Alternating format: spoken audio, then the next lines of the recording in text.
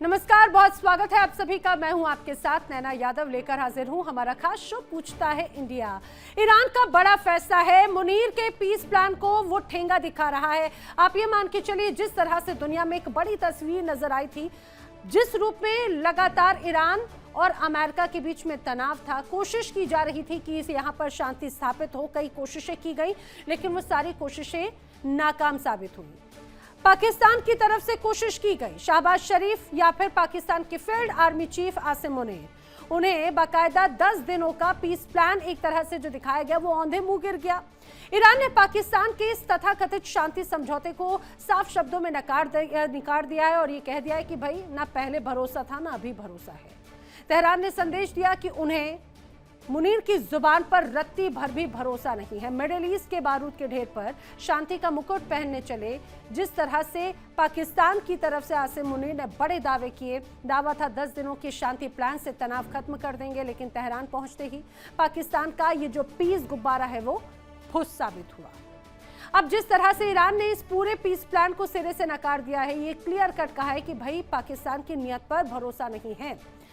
अब सबसे महत्वपूर्ण आपको ये बताते चले, दिखावे की लाचारी हो या अमेरिका से 10 अरब डॉलर की जो मदद मांगी गई, मिडिल ईस्ट की मध्यस्थता का हवाला देकर मदद पाने की पैंतरेबाजी की गई। एक तरफ चीन सऊदी की मदद की बात है, दूसरी तरफ अमेरिकी खजाने पर नजर है।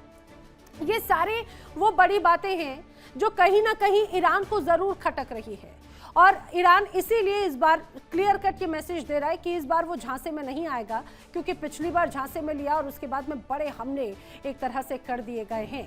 अब ऐसे में कई बड़े सवाल खड़े होते हैं। जिस तरह से शांति वार्ता की बात कही गई, वो सारे आखिर शांति वार्ता के दावे पूरी तरह से खाली कैसे एक तरह से सामने आते हैं। अब जो तमाम बड़ी बातें सामने आई हैं, उससे ये तो स्पष्ट हो जाता है कि इस बार वो चाल कामयाब नहीं होगी। क्या शांति के नाम पर ईरान से ऑयल डीलिंग आसिम मुनीर के द्वारा की जा रही है? क्या पाकिस्तान की गिरती साख से ध्यान भटकाने का एक राजनीतिक नाटक ये भर है? क्या पाकिस्तान की आंतरिक कूटनीति में दोहरे चरित्र की पोल खुल चुकी है? करेंगे चर्चा। खास मेहमानों का पैनल मेरे साथ में कनेक्ट हो रहा है, जल्दी से आपको मिलवा देती हूँ। रिटायर्ड मेजर जनरल सुधाकर मेरे साथ में कनेक्ट हो रहे हैं, भू राजनीतिक विशेषज्ञ के तौर पर विदेश मामलों के जानकार संजीव श्रीवास्तव जी कनेक्ट हो रहे हैं। पाकिस्तान से सीनियर जर्नलिस्ट हैदर हयात खान जी भी मेरे साथ में कनेक्टेड हैं। आप सभी का इस पूरी चर्चा में बहुत स्वागत है। मैं जल्दी से सभी से शॉर्ट रिएक्शन ले लेती हूँ। संजीव श्रीवास्तव जी, चर्चा की शुरुआत आपसे करते हुए मुझे जरा बताइएगा, पहले जो तमाम दावे वादे, एक बड़ी तस्वीर पेश करने की कोशिश की गई थी, अब इस बार उन झांसों में ईरान नहीं आने वाला, वो क्लियर कट मैसेज दे चुका है। पिछली बार शांति वार्ता का क्या हश्र रहा, वो कूड़ेदान में चला गया। देखिए नैना जी, ये जो कोई भी सीज फायर हो, कोई भी MOU हो, कोई भी शांति वार्ता में सफलता हो, वो तभी हो सकती है कि जब दोनों पक्ष इस पूरे जो कमिटमेंट्स में सकारात्मकता दिखाएं, उसमें जो अपने जो वायदे किए गए हैं उस पे वो टिके रहें, उसके साथ कोई छेड़छाड़ न करें, कोई वायलेशन न करें। ये बात बेहद महत्वपूर्ण है।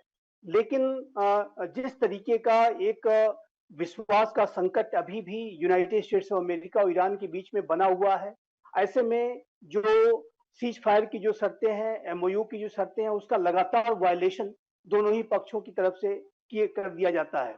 और जो हाल का फिर से ये युद्ध जो शुरू हुआ, वो जाहिर है कि ईरान की तरफ से ही इसका वायलेशन किया गया, और ईरान ने जो MOU की जो शर्तें रखी थी, जो उसको जाहिर है कि उसने ठीक से फॉलो नहीं किया, और एक बार फिर से जो स्टेट ऑफ हॉर्मुज का वेपनाइजेशन करने की कोशिश की, स्टेट ऑफ हॉर्मुज की जो शिपिंग थी उसको बाधित करने की कोशिश की, और एक बार जब उन्होंने 3 शिप्स पे हमले किए, तो उसके बाद अमेरिका को जवाबी कार्रवाई करनी ही थी, और एक बार फिर से ये युद्ध की स्थिति बन गई, बैक टू स्क्वायर वन में सारी स्थिति पहुंच गई। तो ये देखिए, ईरान जरूर इस तरीके की बातें कर रहा है, लेकिन ईरान को स्वयं भी अपने व्यवहार में सकारात्मकता दिखानी होगी, और ये वायलेशंस नहीं करने होंगे। स्टेट ऑफ हॉर्मुज का वेपनाइजेशन करना, उसे बंद करना होगा, तभी जा करके ये शांति स्थिर लेकिन सर यही तो एक बड़ी बात है ना कि ना ईरान समझ पा रहा है ना अमेरिका समझ पा रहा है, और समझाने की जो तमाम कोशिशें की गई वो कोशिशें भी एक पूरी तरह से नाकाबिल एक तरह से नजर आ रही हैं। हैदर हयात खान, मुझे जल्दी से इस बात का जवाब दीजिएगा, और क्योंकि अब शायद ईरान इस बात की नीयत को भी समझ गया कि एक तरफ शांति स्थापित करने की बात कही गई थी, लेकिन पाकिस्तान शायद स्मार्ट गेम प्ले करने की कोशिश कर रहा था, लेकिन इस बार उसकी स्मार्टनेस धरी की धरी रह गई। वो मध्यस्थता के चलते जो पैसे मांगने की लिए तस्वीर पेश आई, ईरान समझ गया यहाँ पे बड़ा झोल हो रहा है।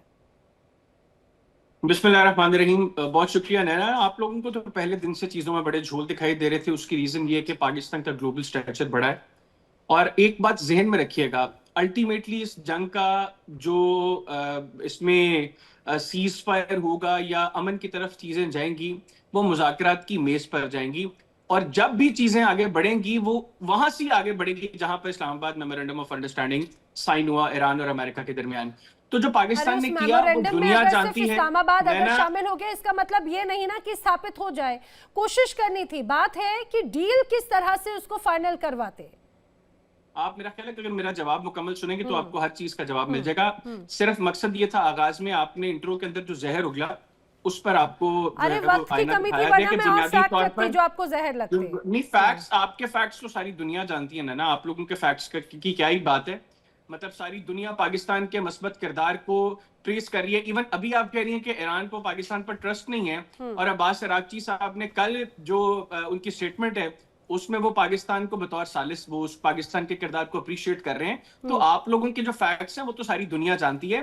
देखें, पाकिस्तान ने जो कुछ किया है और पाकिस्तान अभी भी जो कुछ कर रहा है, पाकिस्तान के साथ अब कतर कोशिश कर रहा है। अल्टीमेटली संजीव साहब ने जो फरमाया, मैं समझता हूँ कि ये बिल्कुल दुरुस्त चीज है। दोनों अतराफ से जो वादे हैं, जो कमिटमेंट्स हैं, वो उनको ऑनर किया जाएगा तो चीजें पॉजिटिवली आगे बढ़ेंगी। अगर वो जो कमिटमेंट्स की गई हैं, जिनमें मैं समझता हूँ, ये मेरी अंडरस्टैंडिंग है कि एक थोड़ी सी कंफ्यूजन रह गई, जो अभी संजीव साहब ने कहा कि ईरान ने स्ट्रेट ऑफ हॉर्मुज में जो कतरी और सऊदी जो तेल बरदार जहाजों पर हमला किया, जिससे ये मामला दोबारा इंस्टिगेट हुआ। आई बिलीव कि शायद यहाँ पर एक मिसअंडरस्टैंडिंग थी। ईरान समझ ही रहा था कि पूरे स्ट्रेट ऑफ हॉर्मुज के ऊपर उसको अगले 60 रोज तक कंट्रोल रखना है, और उसके बाद ग्रेजुअली जो चीजें डिसाइड होंगी। लेकिन अमेरिका और मिडल ईस्ट के अंदर जो अमेरिकन एलाइज हैं, उनकी अंडरस्टैंडिंग ये थी कि सिर्फ जो नॉर्दर्न एरिया है स्ट्रेट ऑफ हॉर्मुज का, ईरान को सिर्फ उस पर अपना कंट्रोल रखना है। तो आई बिलीव कि यहाँ पर एक मिसअंडरस्टैंडिंग थी, लेकिन इसमें कोई शक नहीं है कि अभी मामला जिस नहज पर चले गए हैं, चीजों को वापस मुज़ाकरात की मेज पर लेकर आना काफी मुश्किल है। लेकिन पाकिस्तान कोशिश कर रहा है, कतर कोशिश कर रहा है, ओमान कोशिश कर रहा है, तुर्किया कोशिश कर रहा है, जितने भी ममालिक इस खित्ते में अमन चाहते हैं वो कोशिश कर रहे हैं। अब जब ये तो बड़ी कोशिश ये ऐसी रही ना, आप उसको अगर क्रेडिट लेने की कोशिश कर रहे थे, तो मैं तो वही तस्वीर बताने की कोशिश कर रही हूँ ना। फिर अब जैसी अगर मैं मध्यस्थता या दलाली शब्द का इस्तेमाल करूंगी तो आपको तकलीफ हो जाएगी। तो भाई फिर वो जो अरबों डॉलर की जो फिर से रकम की डिमांड की जा रही है, वो किस चीज की थी? अच्छा, मुझे सुधाकर जी इस बात को जरा बताइएगा, जो 10 दिनों की सीज फायर की बात कही गई, वो क्या सिर्फ कागजों तक ही सीमित है और बहुत जल्दबाजी में मिसअंडरस्टैंडिंग क्रिएट करके या आधी अधूरी प्लानिंग के साथ में वो पीस प्लान बनाने की तैयारी की गई थी, वो पूरी तरह से फेल्ड प्लानिंग का एक नतीजा रहा? बिल्कुल, आप जो कह रहे सही है। सबसे पहले मैं आपको तहे दिल से धन्यवाद देता हूं, और मेरे जो डिस्टिंग्विश्ड को पैनलिस्ट हैं साहब लोगों को शुभकामनाएं और बधाई। आपका सवाल के अंदर ही जवाब छुपा हुआ है, लेकिन आपकी अगर अनुमति है, समय को मद्देनजर रखते हुए मैं 2-3 चीज़ों को हाईलाइट करना चाहता हूँ। लड़ाई किसने शुरू किया था? लड़ाई शुरू किया था इजराइल और अमेरिका, ठीक है।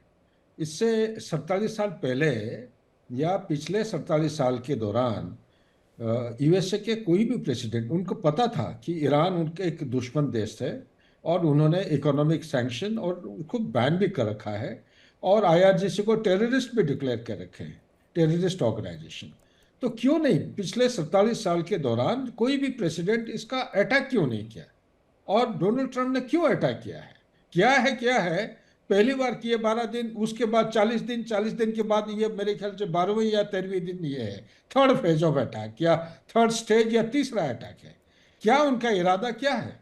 तो इसीलिए, क्योंकि बार बार जब डिप्लोमेटिक सोल्यूशन उनको मिल ही रहा था, ईरान के हाथ में आ गया था या विश्व के हाथ में आ गया था। ओमानियन फॉरेन मिनिस्टर इंटरलोक्यूटर थे और जेनेवा में बात होने के बाद पूरा क्लोज हो गया था। 26 तारीख को वो एयर डैश किए अमेरिका में, डोनाल्ड ट्रंप से मिल नहीं पाए और उन्होंने जेडी वैंस से मिले थे 26 फरवरी 2026 को।